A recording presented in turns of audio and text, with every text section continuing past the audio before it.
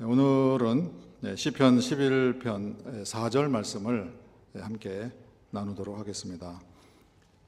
화면에 올라와 있는 말씀을 같이 한 목소리로 읽겠습니다. 시작. 여호와는 그분의 거룩한 성전에 계십니다. 여호와의 보좌는 하늘에 있습니다. 여호와의 눈이 인생을 굽어 보시며 여호와의 안목으로 인생을 분별하십니다. 아멘. 여호와의 보좌가 하늘에 있습니다. 창세기부터 요한계시록까지 하늘에 대한 말씀이 참 많아요. 우리가 잘 알지만은 예수님께서 이 땅에 오셔서 온 인류를 향해서 전해주신 그 모든 메시지의 핵심은 하늘입니다. 그것을 하나님의 나라 이렇게도 말하기도 하고요. 또는 마태복음은 하늘나라 이렇게 또 얘기를 합니다. 하나님의 나라, 하늘나라, 그것은 결국 하늘을 말하는 거예요. 예수님이 이 땅에 오셔서 전해주신 그 가장 핵심되는 그 메시지는 하늘인데, 이 땅에 땅만 보고 사는 사람들에게 고개를 들어라, 눈을 들어라, 그리고 하늘을 보라. 그것을 가르쳐 주시기 위해서, 그것을 깨우쳐 주시려고 무지와 목매 속에서 어두운 곳을 더듬으면서 살아가는 땅만 내려다보고 땅만 추구하는 그런 사람들에게 빛을 비춰주시고 하늘 가는 밝은 길을 열어주시기 위해서 예수님이 오신 것이다. 그런데 우리가 그 하늘이 어딘지, 하늘이 어떤 곳인지, 우리가 이 세상을 사는 동안에 하늘을 바라보는 것이 무엇을 의미하는지 그것을 알고 살아야 되는데, 우리 성도분들조차도 하늘을 잊어버리고 살 때가 많이 있고 하늘을 바라보지 못하고 사는 때가 많이 있지 않은가, 그런 생각이 듭니다. 오늘 이후로 우리 세움 성도님들께서는 하늘을 항상 바라보시고 하늘 안에서 살아가시는 그런 성도님들 다 되시기를 바랍니다. 이 본문을 통해서 또 더 우리가 이 하늘이라는 주제를 통해서 몇 가지를 오늘 생각을 하려고 합니다. 첫째로 우리가 생각할 것은요, 여호와 하나님은 하늘에 계십니다. 성경 전체가 하늘에 대한 강조를 그렇게 해주고 있어요. 우리 하늘 아버지께서 하늘에 계신다, 그 사실을 우리에게 깨우쳐 주시는 거예요. 오늘 본문의 말씀에도 여호와의 보좌는 하늘에 있습니다. 시편 14편에도 보면요, 여호와께서 하늘에서 인생을 굽어 살피사, 모든 사람들 한 명 한 명을 다 마음을 쓰셔서 바라보고 계신다, 굽어 살피신다는 그런 의미가 되죠. 또 지각이 있어 하나님을 찾는 자가 있는가 보신다. 하늘아버지의 관심사항이 그거예요. 지각이 있다라는 것은 정신이, 영이 깨어나서 하나님을 찾는 자가 있는가. 지각이 있으면 하나님을 찾게 된다. 영으로 깨어난 사람은 하늘아버지를 향하여 시선을 돌리면서 이 땅을 산다. 그런 자가 이 땅에 존재하는가. 그런 사람을 하늘아버지께서 찾고 계신다. 그런 말씀을 주는 거예요. 여호와께서는 하늘에 계신다. 하늘에 대해서 관심을 가지라, 그런 말씀이기도 하죠. 예수님이 오셔서 제자들에게 기도를 가르쳐 주셨잖아요. 주기도문을 가르쳐 주셨어요. 뭐라고 가르쳐 주셨나요? 누구에게 기도하라고요? 하늘에 계신 우리 아버지여, 하늘에 계시는 아버지께 기도하라, 그렇게 가르쳐 주셨어요. 그 자녀들을 위해서 하늘에 계시는 아버지가 좋은 것으로 다 주신다. 구하는 자녀에게 하늘에 계시는 아버지께서 좋은 것으로 안 주시겠느냐, 그러시면서 하늘에 계신 아버지에게 간구하라. 또 예수님 스스로도요, 나에게 주님 주님 하는 자마다 다 하늘나라 천국에 가는 게 아니다, 하늘에 가는 게 아니다, 하늘에 계신 내 아버지의 뜻대로 행하는 자라야 하늘에 갈 수 있다. 하늘에 계시는 아버지 뜻대로 행해야 된다. 그러니까 하늘에 대해서 주목을 하고 하늘을 늘 바라보면서 살아가는 사람이라면 하늘 아버지의 뜻을 행하는 사람으로 살겠죠. 그런 중요성을 예수님께서 강조해 주셨어요. 여호와 하나님, 우리 아버지께서 하늘에 계시는 그것만이 아니라 예수님이 이 세상에 오신 것도 하늘에서 오셨어요. 요한복음에 보면, 요한복음 3장에 보면요, 예수님이 직접 그렇게 말씀을 주셨어요. 하늘에서 내려온 자, 그 사람의 아들 외에는 하늘에 올라간 자가 없느니라. 그러니까 예수님이 이 땅에 오신 것이 하늘에서 내려왔다. 예수님 스스로가 그렇게 말씀하신 거예요. 예수님이 이 세상 삶을 다 사셨어요.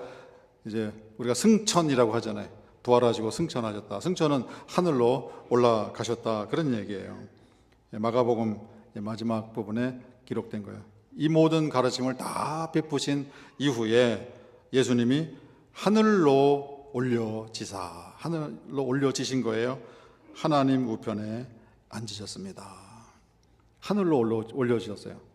그러면은 여호와 하나님이 하늘에 계세요. 예수님은 그 하늘에서 내려오셨어요. 그리고 이 세상에 사역을 다 마치시고 하늘로 올려지셨어요. 그 하늘이 어딘가요? 우리 성도님들 그 하늘이 어딘지 아십니까? 이 하늘이 어디인가를 우리가 알고 사는 것은 우리 삶에 큰 의미가 있다라는 사실을 우리가 잊지 마셔야 돼요. 물론 성경에서 하늘이라고 언급하는 그 대상은 두 군데예요. 크게 두 군데예요. 하나는 우리 눈에 보이는 바깥에 나가시면 보이시는 그 하늘, 푸른 하늘. 그 하늘도 하늘이라 이렇게 성경에서 말해요. 사도행전 1장을 보면 예수님이 승천하시는 그 장면이 기록되어 있어요. 예수님이 구름에 이제 구름 타고 올라가신단 말이에요. 그때 그 누가가 이제 기록한 거예요. 갈릴리 그 500문도가 하늘을 쳐다보는 거예요. 그거는 눈에 보이는 하늘이죠. 하늘로 공중으로 올라가셨으니까. 그때 이제 천사가 나타나 가지고 그들에게 말합니다. 갈릴리 사람들아, 왜 이렇게 서서 하늘을 쳐다보느냐? 하늘로 올려지신 예수님은 너희가 하늘로 올라가시는 것을 본 그대로 다시 올 것이다. 하늘이라는 용어가 4번 나오는데요. 그 하늘은 현장에서 우리가 그 음성을 들었을 때는 그 제자들이 쳐다본 저 공중 하늘, 그러나 그 하늘도 의미하지만은 또 다른 하늘을 이 천사분들이 언급하고 있구나. 그것을 우리가 알 수 있다고요. 왜 그러냐면 하늘로 올라가셨는데 조금 전에 우리가 그 언급한 본문, 마가복음 본문에서도요, 하나님 보좌 우편에 앉으셨다. 글쎄요, 저 하늘 어딘가에 뭐 보좌가 있습니까? 공중에 보좌가 있습니까? 그림이 잘 안 그려지잖아요. 그 하나님 보좌 우편에 앉아 계셨다. 우주선 타고 가면은 그 보좌를 만날 수 있습니까? 그 하늘을 말하는 게 아닙니다.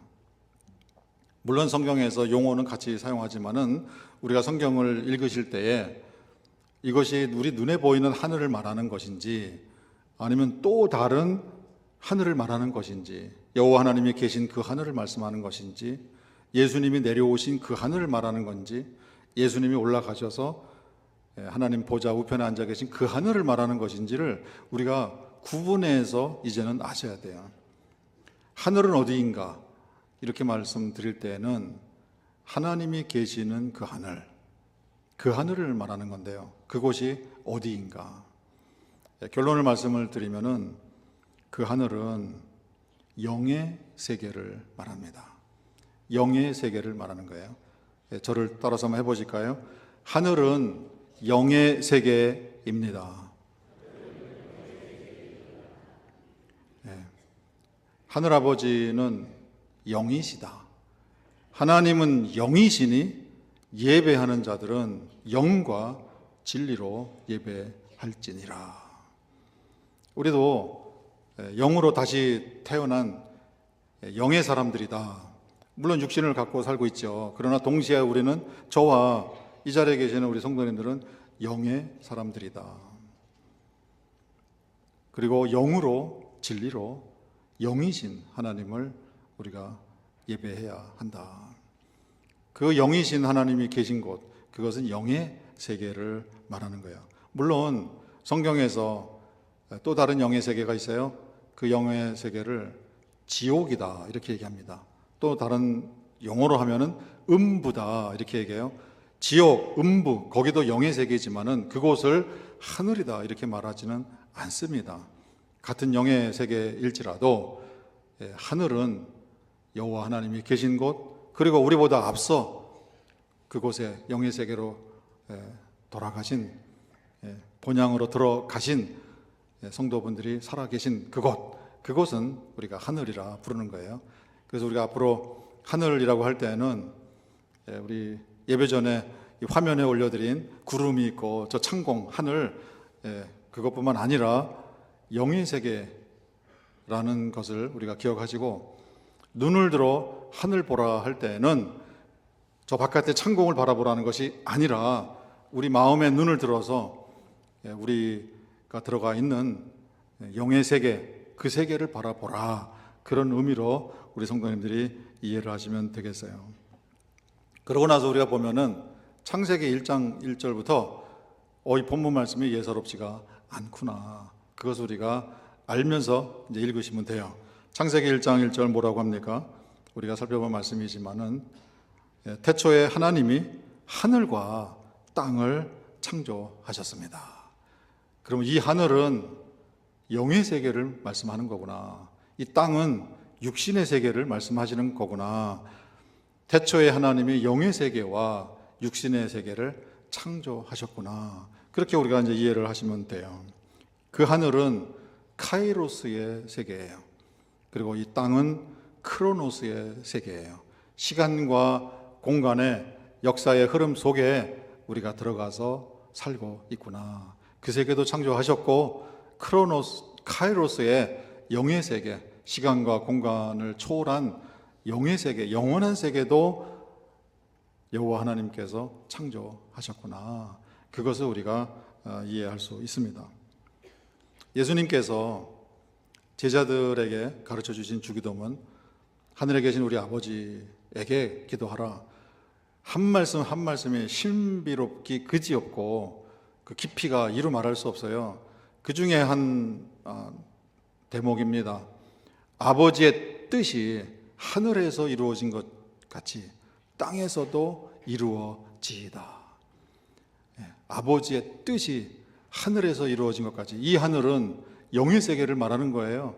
저 우주에서 우리가 바라보는 저 창공에서 아버지의 뜻이 이루어진다, 그런 걸 말하는 게 아니죠.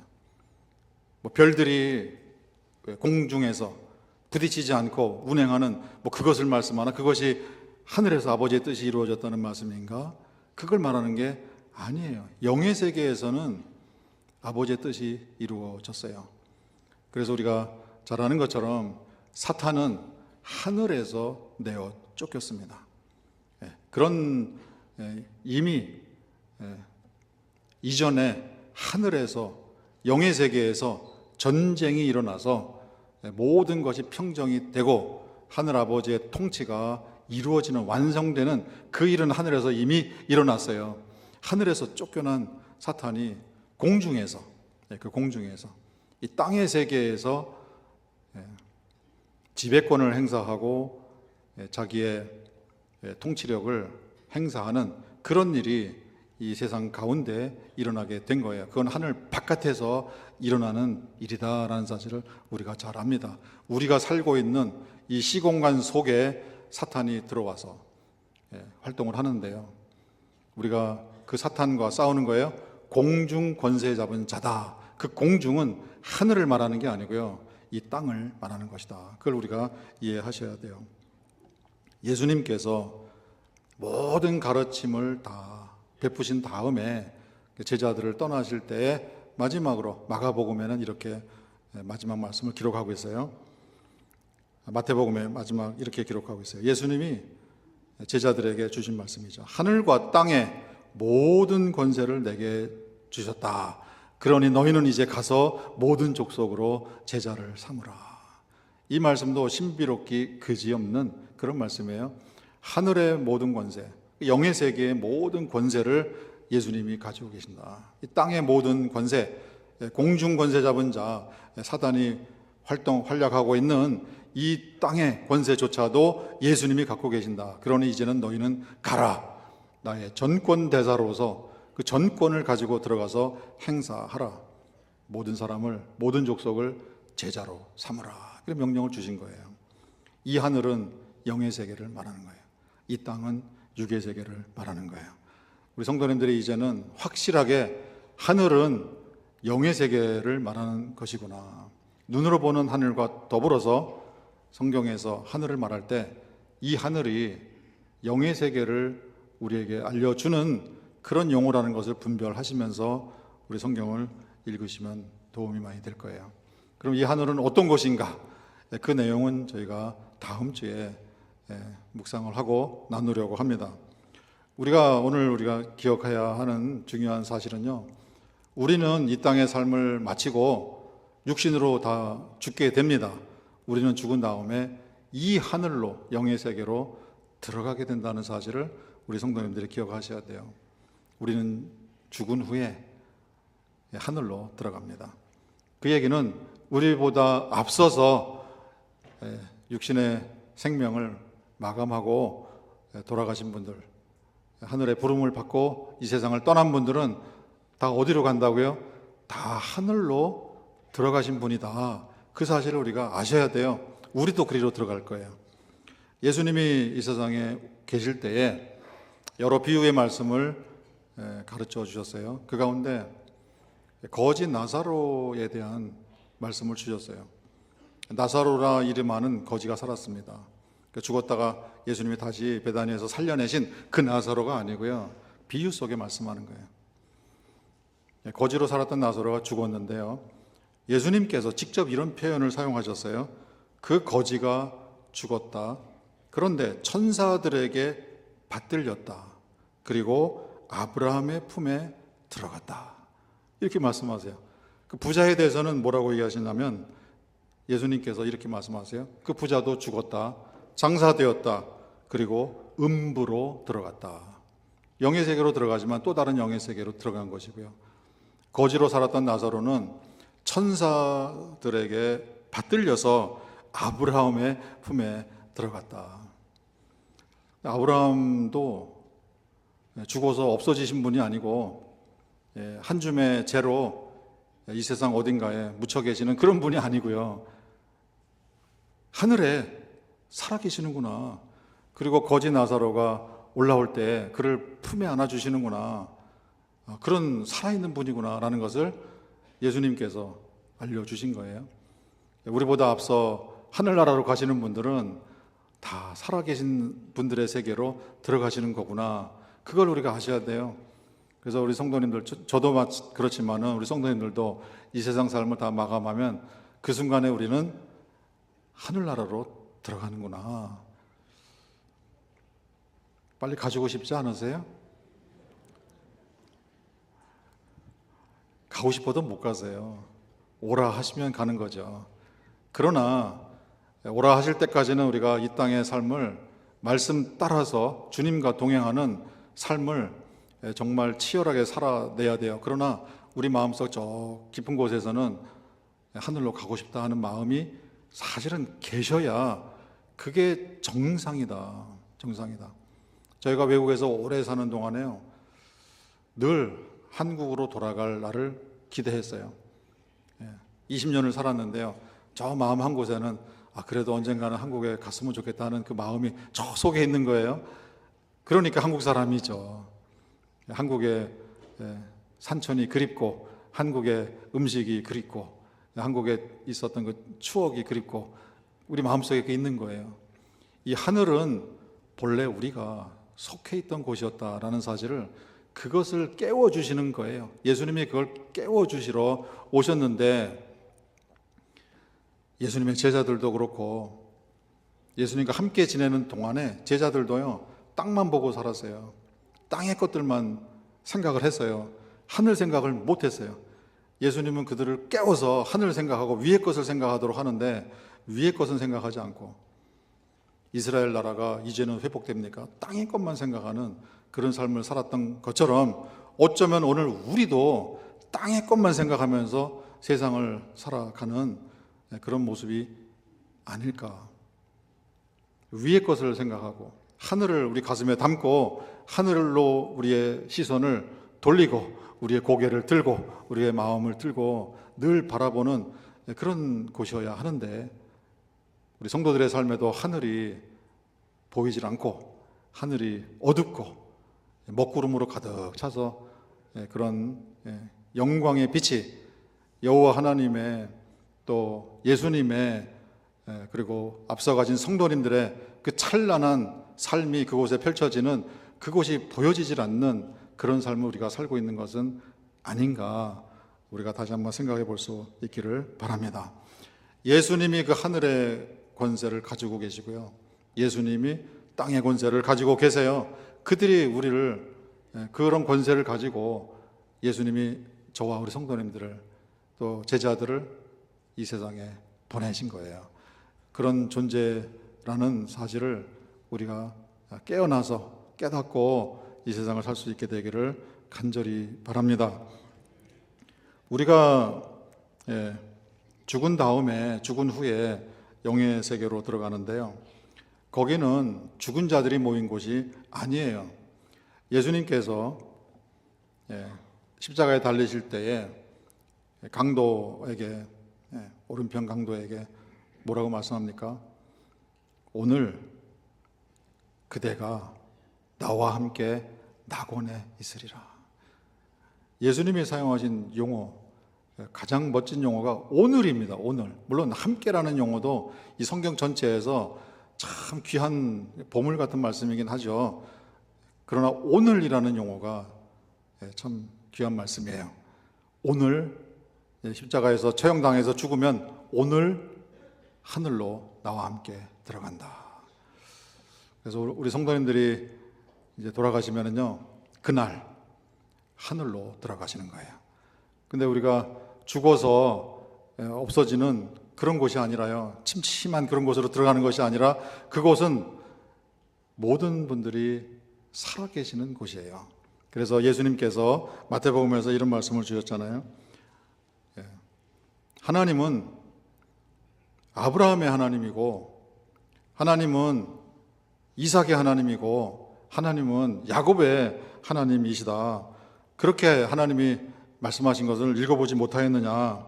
하나님은 죽은 자의 하나님이 아니요 살아있는 자의 하나님이다. 이 말씀은 아브라함도 지금 살아있고 이삭도 지금 살아있고 야곱도 지금 살아있느니라. 그리고 예수님 안에서 이 세상을 떠난 모든 성도들은 지금 살아있느니라. 그러면은 저와 우리 성도님들이 눈을 감는 그 순간 우리는 살아있는 자가 되는 것이에요. 그곳이 하늘이고 그곳에 우리 하늘 아버지가 계시고 예수님이 계시고 우리보다 앞서간 모든 성도들이 살아계신 그곳이에요. 이 본문을 보니까요, 아브라함 그대로 아브라함이네요. 이삭 그대로 이삭이네요. 야곱 그대로 야곱이네요. 제가 죽어서 하늘나라 가면 그대로 이 문장이 되네요. 가서 보면은 여기 앉아 계신 우리 구종림 장로님, 구장로님 반갑습니다.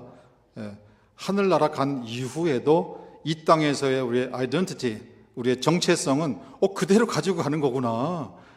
그런 세상이구나. 그런데 우리는 살아있구나. 근데 이 살아있는 것이 이 땅에서 잠시 잠깐 아침 안개처럼 사는 그런 삶이 아니라 영원히 사는 그 세계로 들어가는구나. 이제 앞으로 이제 천국에 가시면은 확인되시겠지만은 우리 거의 매주일 천국으로 가신 분들 소식을 알려드리잖아요. 가시면은 다 만나실 거예요. 누가 누군지 못 알아보는 게 아니고요. 아무개가 저기 있구나. 내 친구가 저기 있었네. 내가 이 세상 살 때 가깝게 지냈던 그분이 저기 계시는구나. 아브라함도 만날 것이고요. 알아볼 것이고요. 모세도 만나보고 알아보실 것이고요. 모든 성도들, 우리가 이 땅에 살았던 사람들은 다 알아보는 그런 곳이 영의 세계구나. 우리가 그곳으로 들어가는구나. 우리가 먼저 보낸 분들, 그러니 먼저 보내고 서운해하실 거 없어요. 그분들은 다 살아계세요. 그분들이 우리를 바라보시고 불쌍하게 여기는 거지, 우리가 먼저 가신 분들에 대해서 속상해하고 슬퍼하고 눈물 짓고, 그 위에서 보면 뭐라고 하실까요? 꼴불견이네, 이렇게 하실 거란 말이에요. 이런 세계가 우리 앞에 있음을 예수님이 보여주시려고 이 세상에 오셨다라는 것을 우리가 기억하시기 바랍니다. 우리가요, 죽은 후에 들어가는 곳이 하늘이지만은, 그러나 기이한 것은 현재 지금 여기에서 이 하늘이 우리 앞에 열려 있다라는 것을 우리가 아셔야 합니다. 스데반 집사님이 사도행전에 7장에서 아주 긴 멋진 설교를 하셨어요. 돌에 맞아서 비몽사몽간에 하늘이 열린 것을 본 게 아니에요. 설교를 마치시고 하늘이 열려서 그 다음에 무엇을 봅니까? 예수님께서 서 계신 것을 내가 본다, 이렇게 말했어요. 그 말 듣고 유대인들이 돌 던져서 스데반 집사님을 죽였어요. 예수님의 제자들 삶에 하늘이 열려 있습니다. 근데 그것은 이 땅의 우리와 똑같은 성정에 육신을 입고 이 땅을 사셨던 예수님께서 그것을 먼저 보여주셨어요. 예수님이 세례 요한에게 세례를 받으시고 무트로 올라오실 때에 무슨 일이 일어났습니까? 하늘이 열렸습니다. 개천한 거예요. 개천. 하늘이 열렸어요. 그것은 예수님과 함께 동행하는 모든 사람들에게 하늘이 열려 있다는 것을 우리에게 알려주시는 거예요. 예수님이 제자들에게 그런 말씀도 주셨잖아요. 보라는 거예요. 내가 세상 끝날까지, 이 시공간의 역사가 종료되는 그 시점까지 내가 너희와 함께 있겠다. 영의 세계에 계시는 예수님이 이 땅에 있는 우리와 함께 계신다. 영의 세계가 육신의 세계에 들어오셔서 함께 어우러져 계신다. 그거는 육신의 세계에 살고 있는 사람들에게는 하늘이 열리는 그런 경험이 되는 거예요. 예수님께서 제자들에게 그런 말씀을 주셨어요. 하나님의 나라는, 하늘은 너희 안에 이미 들어와 있느니라. 저와 우리 성도님들의 마음속에 이미 하늘이 열려 있음을 우리가 믿으시기 바랍니다. 사도 바울이 그 세계를 깨닫고 주신 말씀이세요. 허물로 우리는 죽어 있었습니다. 그러나 우리를 그리스도와 함께 살리셨습니다. 그것은 그리스도 안에서 우리가 영으로 예수님을 믿음으로써 다시 영으로 태어난 사실을 말하는 거예요. 그런 사람들은 그리스도와 함께 우리를 일으키셨습니다. 그거는 죽은 다음에 부활해서 미래에 일어날 그걸 말하는 게 아니고요. 지금 여기에서 우리를 일으켜 주셨습니다. 그리고 우리를 그리스도 예수님 안에서 함께 하늘에 앉히셨습니다. 앉힌다라는 것은요, 보좌에 앉는 걸 말하는 거예요.